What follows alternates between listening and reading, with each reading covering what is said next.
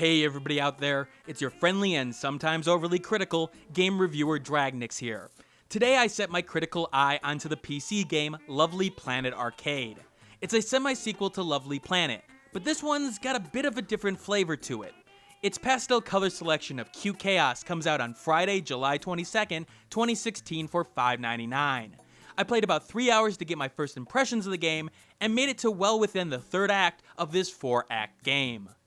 But here's the question. Will this alternative FPS genre experience do enough to keep you playing within its cartoonish and childlike world? That's what I'm here to find out, but before I begin, this key was obtained from the publisher for the purposes of review. That won't change my opinion of the game in the end, but you should know that because of FTC guidelines, as well as the whole morals thing, you know? So okay, this is just an expansion pack of the Lonely Planet original game, right? Not so fast. The use of the word arcade is key to understanding what this game has to offer. This isn't your typical FPS experience. In fact, I'd call it closer to a rail shooter more than anything, which may sound weird to say considering the whole moving 360 degrees and aiming thing. But hear me out. So, here's the goal. You need to kill all enemies, collect all possible items, and find the exit to beat a stage depending on the objective. Now, the objective is always simple. You're not going to go to Timbuktu to find the last enemy. See, this game is designed for each level to be short and sweet, usually under 30 seconds. If you fail, that's okay, as the game throws you right back at the start of the level with no loading times. Heck, you can easily restart a level by hitting the R key. You're graded based on your time with a 3-star system, and the game tells you how far you are off from the next time if you don't get 3 stars. Basically, you need to eliminate all hazards in your way, and you do that with your trusty pump shotgun, your only weapon. This turns the game into a basic point-and-click adventure game, as every enemy goes down in one shot. Point at them, and shoot. However, aiming with the mouse is only done on the X-axis. There's no aiming in the Y-axis here. Well, sorta. You will have enemies that you will have to hit in the head specifically, and you do that by jumping and shooting. But remember how I said this game has similarities to a rail shooter. Even though it's not exactly the same thing, that's partially what I meant here. Simplified controls are the name of this game. Control-wise, the game is fine, although I found myself adjusting my mouse sensitivity at the start of the game. It wants a degree of precision from you, but the default settings found me missing shots a lot more than normal. Now, for the most part, it does work, but I do have minor gripes here. In particular with the trigger. When hitting an enemy with the slowdown mechanic, more on that later, every so often I'd end up shooting my second shot right away. I played around with this, and it almost seemed like the game was registering 2 clicks of the mouse when I'm pretty positive I clicked once. It happened often enough for me to take notice, so it wasn't just a one-off experience. Luckily, the fast restart helped in alleviating that issue, but it was still annoying to restart when I'm positive I didn't shoot like the game said I did. For those needing controller support, the game offers it, and it works better than most FPS due to the fact that the controls are simplified. I'm still gonna play with a mouse, however, because, well, it's a shooter game. The game's strength relies on the game's simplicity. The visual art style is nice to look at, and in most cases makes it easy to identify hazards or the enemies you need to kill. The animation is simple but effective, and little effects like the stars around your gun and the smoke clouds from enemies when you shoot them help give the game a feel of cartoonish realism. Yes, I use the term cartoonish realism. Basically, what I would expect if I was transported into the world of Looney Tunes, for example. And yes, you can make fun of me for using the term in the comments section below. Now, you do have some gameplay variety despite the simplicity. Some enemies are there to be nothing but cannon fodder, but others will actually fight back, whether it be with active bullets you have to avoid, or one-shot killing you if you don't react to them in time, like the good old Lethal Enforcer game of the arcades. On a side note, I really miss arcades. Now, I really do wish the sound effects really emphasize the one-hit kill enemies, as there's no indication sound-wise that they are present, and you end up with a death scene if you don't pay attention visually.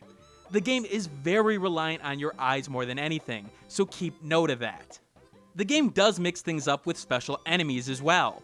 If you hit an enemy with a dot, for example, time will pause for a brief couple of seconds, allowing you to shoot someone else during that time.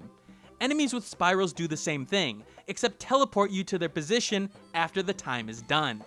When these are first introduced, they are a nice addition and change of pace to help stretch out gameplay, despite the fact that you're really doing the same thing in the end, pointing and shooting. Now, to the game's credit, it starts off simple, and it has that enjoyment factor to it. It's nice to chase smaller times and to try to eke out seconds within the gameplay.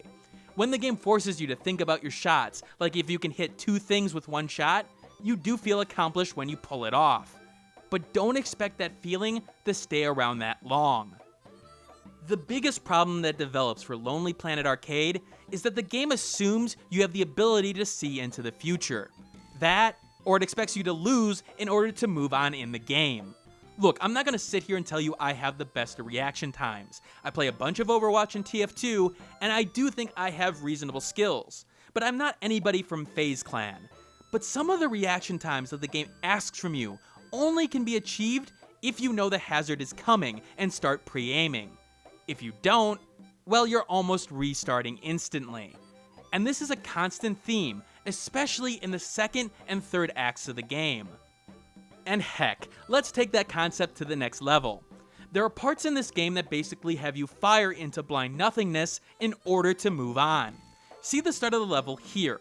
I've got about 1 to 2 seconds to fire to kill 2 enemies when this level starts. Wait, 2 enemies? Where are they? What's the indication that the enemies are there? The indication is that you really die. Look, there's ways to do this reasonably. A flash in the muzzle, which does occur after you're dead, and an outline in the fog. Lovely Planet Arcade did not do this at times, and really just ended up frustrating me.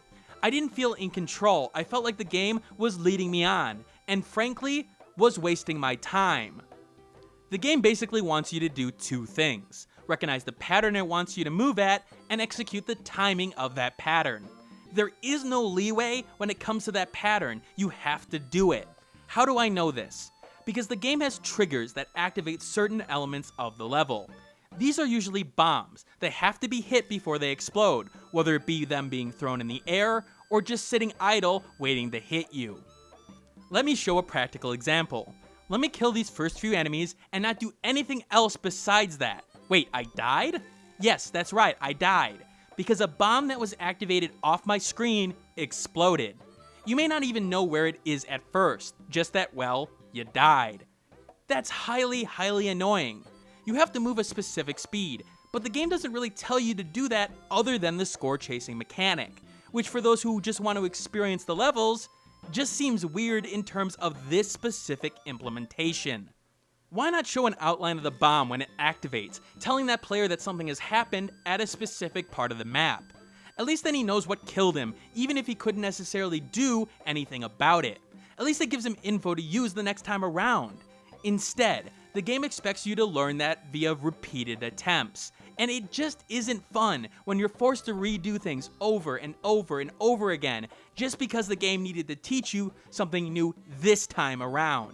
This can happen 4 to 5 times within a single level, and I got sick of it by the time I was winding down on playing this game.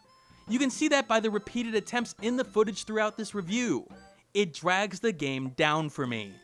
Performance-wise, the game runs fine and all, but frankly, given the simple art style, I'd be concerned if it didn't run fine. 60 FPS with a small hit for recording, but nothing indicating real performance problems here. However, what I'm not a fan of is missing sound sliders. That's a basic on the PC platform, hell, should be a basic on all platforms, and it just doesn't make a lot of sense for it not to be included, especially when the music can start to get on the nerves after a while. It's not like the music is bad, it's just the same over and over. Just take a listen to the music and the sound and make your own choice.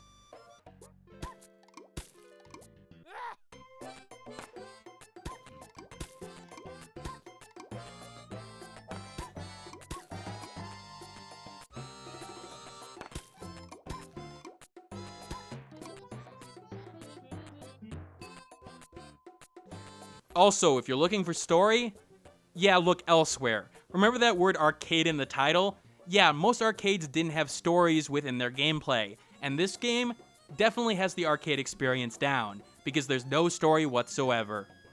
Overall, Lovely Planet Arcade turns into a test of reflexes and pattern recognition, and really not much else. When the game uses the term the original first-person shooter experience, I expect something more traditional here, and it's just not something that I enjoyed in the end.